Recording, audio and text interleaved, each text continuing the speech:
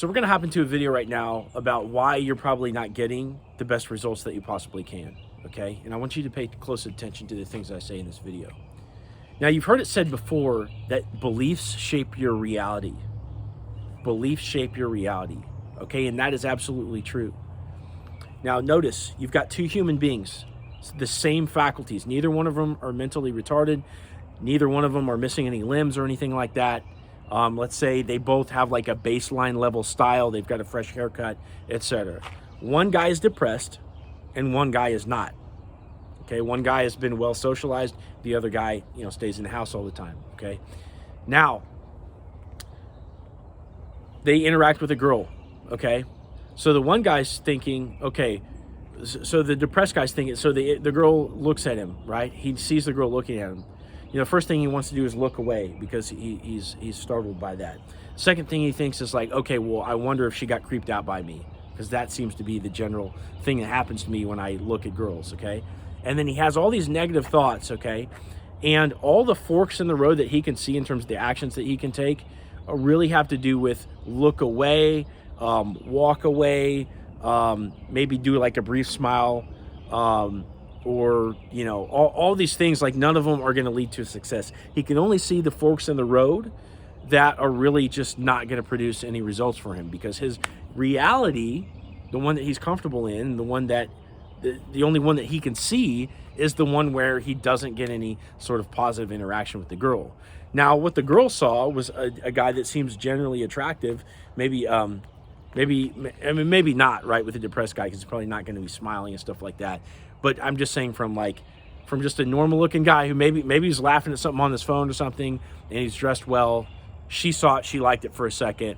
And then when he looked up and then looked away, then she's like, okay, this guy doesn't have any confidence. All right, I'm not interested. But in that moment where she saw him laughing at something on his phone, she thought, okay, that guy seems kind of attractive. That was a little glimpse at a potential reality, a potential avenue of action that guy could have taken to maybe go and win over that girl, okay? Now take the other guy who's not depressed, who's been well socialized. He's used to having positive reception from people when he talks to them, okay? He sees the girl look at him and he's thinking, oh, this girl's interested in me. Now he's seeing the different forks in the road of action that he could take. He's like, okay, I can go check out real quick. Looks like I'm ahead of her in the grocery store line or whatever. I'm gonna go check out real quick, and I'm gonna walk over and make a joke about something that's in her cart or something like that. Maybe he's busy or something, and he just thinks, okay, yeah, this is just another time that this has happened. Maybe he says, oh, I'm the fucking shit. I'm gonna go talk to this girl. I'm gonna go get her number, okay? Or even maybe, as yesterday, so we did a Facebook Live with my friend Micah, who's spent a lot of time practicing game and whatnot, right? So maybe a guy like that thinks, oh, that girl's looking at me.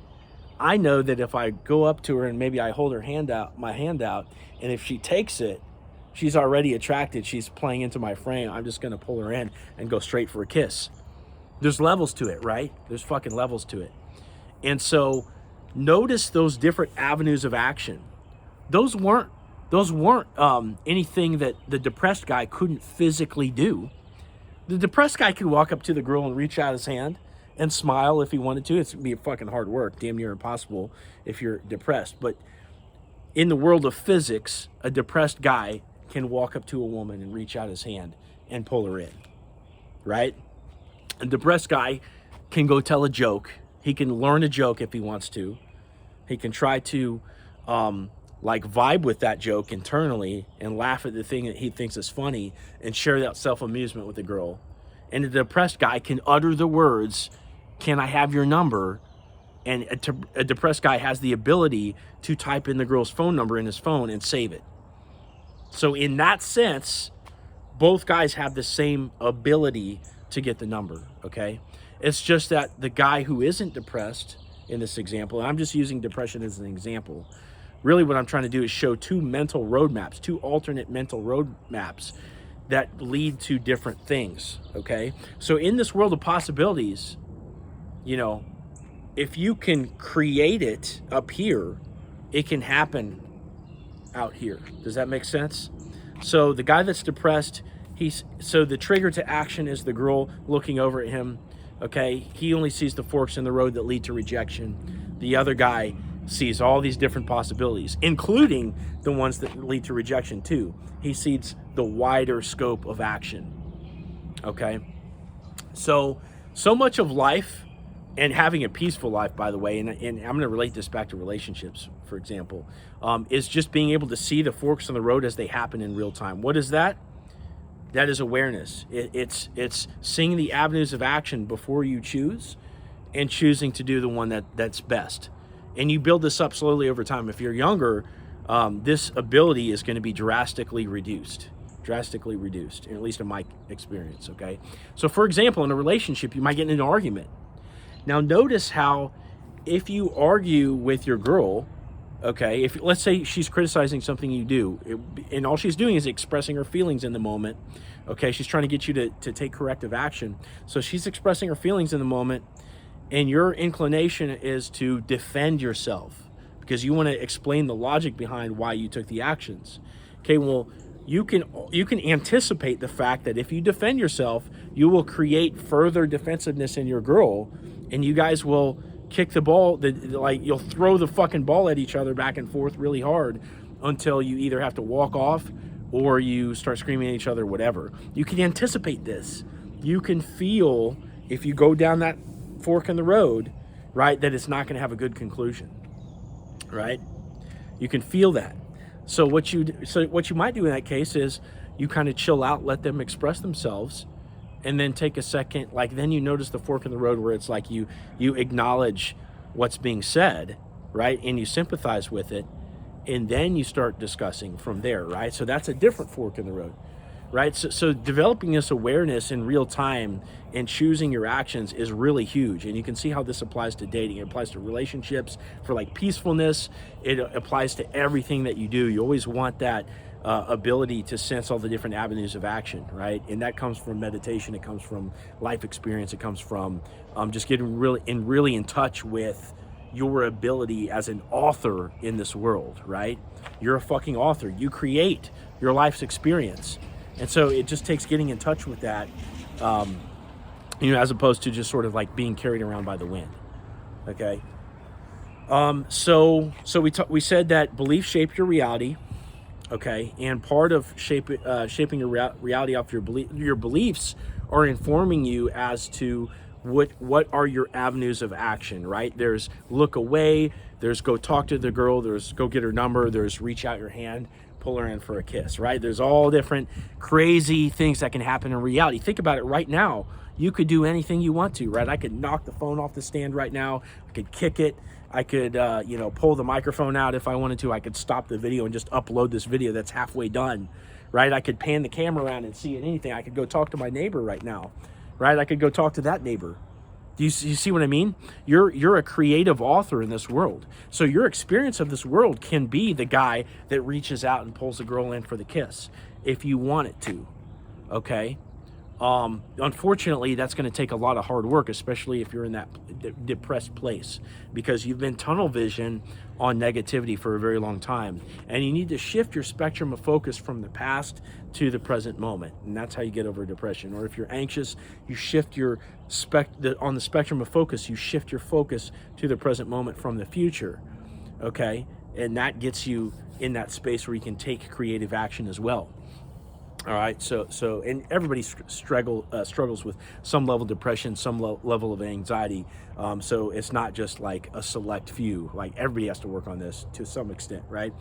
But the other thing I was going to say is that if your beliefs shape your understanding of the avenues of action that you can take to create a better reality, well, what's informing your beliefs, okay? And this is really at the heart of what I wanted to get at today, which is that if you don't truly believe that you're entitled to an amazing woman, you're not gonna go down those really cool avenues, like the bold avenues where you reach your hand out and pull the girl in for a kiss, okay? You're not gonna do that.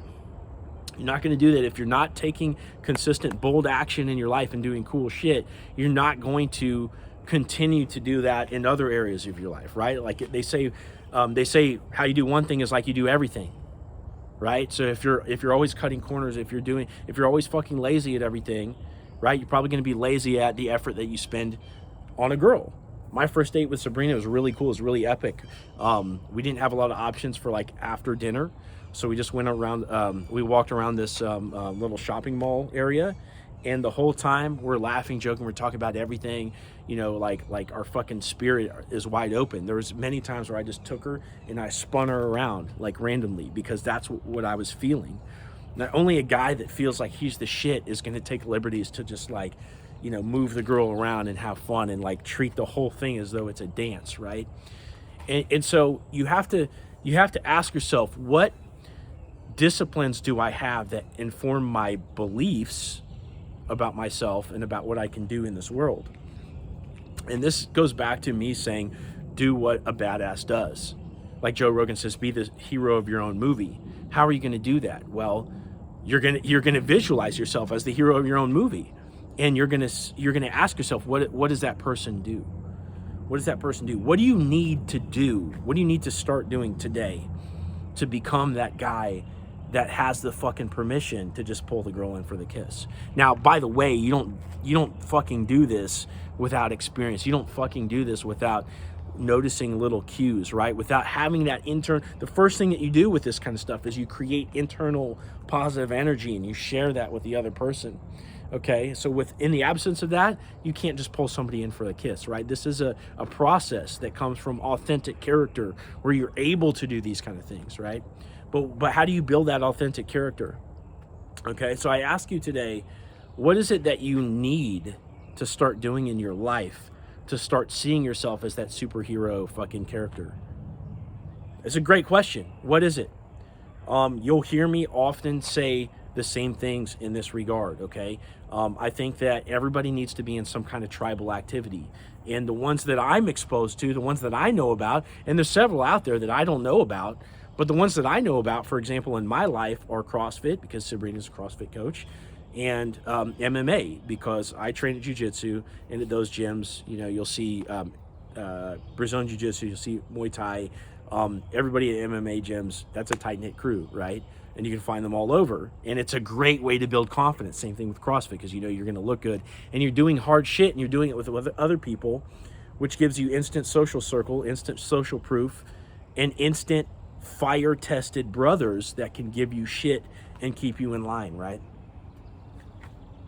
So that's one thing. So ask yourself, do I have a social circle? Do I have a tribe? Am I doing hard shit in my life?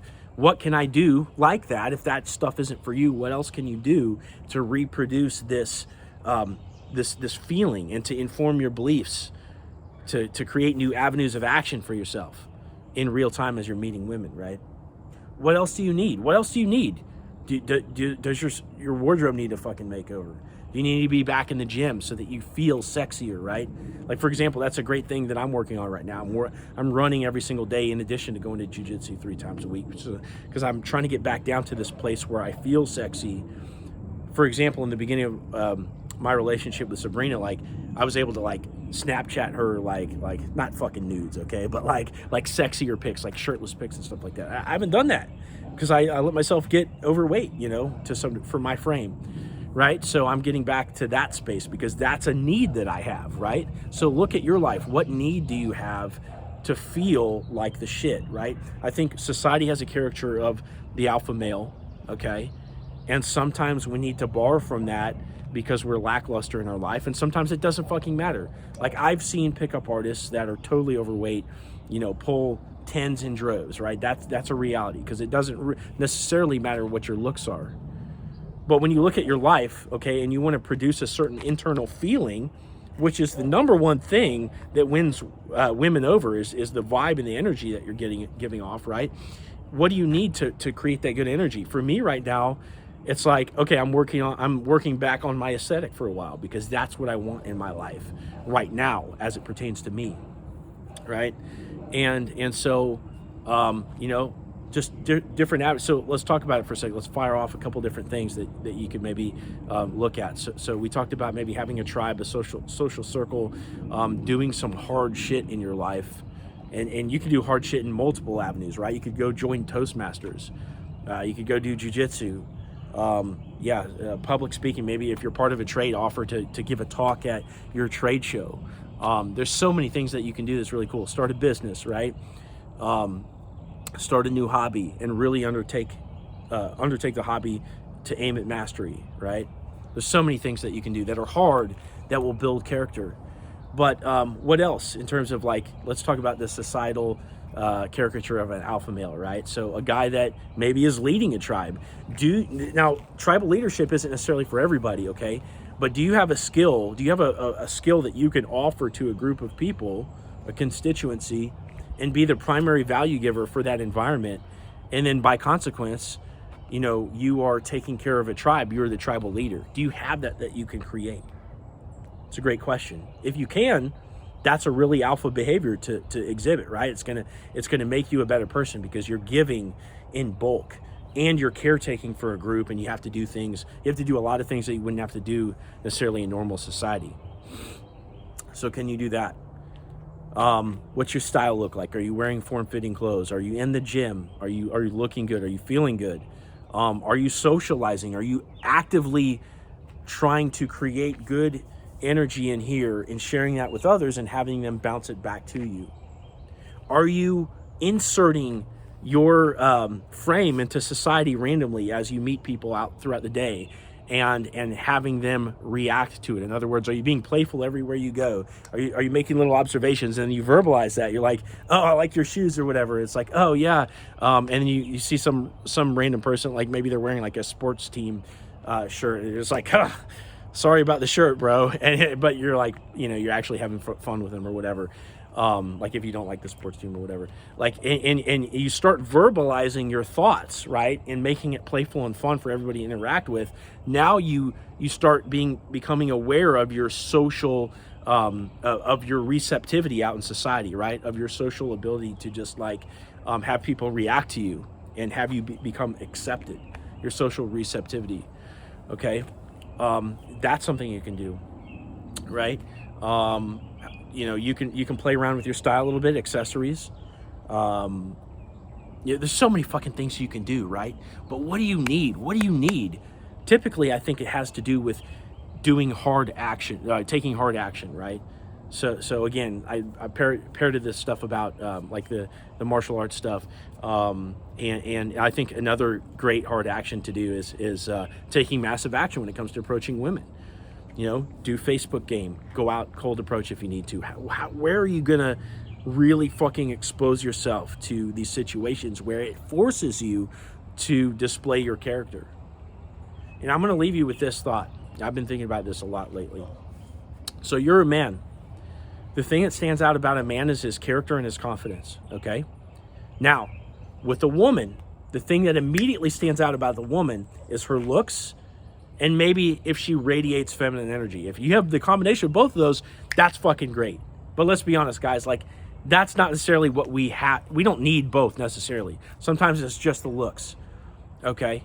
Now, you as a man, you can emanate masculine energy, which is more rare, just like to see the woman that's emanating feminine energy is more rare because they have to be in the zone. Okay, you can emanate masculine energy probably as a product of doing all the things we already talked about, okay? But until you've put yourself in a hard space where you have to demonstrate your character and your confidence, maybe like a shit test by a girl, okay? The girl doesn't know. The girl doesn't know about you. You know, so you can try to get a girl's attention in public and stuff like that, and it might work if you're coming from that emanating masculine energy space, but she doesn't fucking know how good you are until you prove it to her, so to speak. Okay, and what I don't mean is like be a try-hard, right? Okay, I don't mean that. But what I mean is like we can immediately see a girl's worth by her looks, right? Not her whole worth, right? But we can see that we want to go talk to her. But the girls can't see that. So how are you going to demonstrate your worth if you're not in that emanating masculine energy zone, which isn't 24/7, I don't think. Okay, how are you going to do that? Unless you go approach the girl and let her put you in a spot where you have to fucking demonstrate your character. That's cold approach. That's cold approach. Or online through sending a video, right? Next best thing. So you go talk, Maybe she's standoffish. You power through it. You keep it going. Keep running your mouth. Keep adding value to her day. Maybe you tell a story. Maybe in that story there's some hints at your status or your high value nature, and she picks up on it very subtly. Okay, then you tell her a joke or something. Grab the phone number. She couldn't tell what you were worth until she saw you power through the hard reception that she was giving you, or till she heard the story about you that you were telling, where she could see your animation, your excitement, and the cool things that you did in the story. Okay, so take hard action and create new avenues of reality, new experiences of reality. Inform your beliefs so that way you can see all the avenues, and then ultimately you're going to create a much richer experience of life. Okay, you just have to understand that you're the creative author.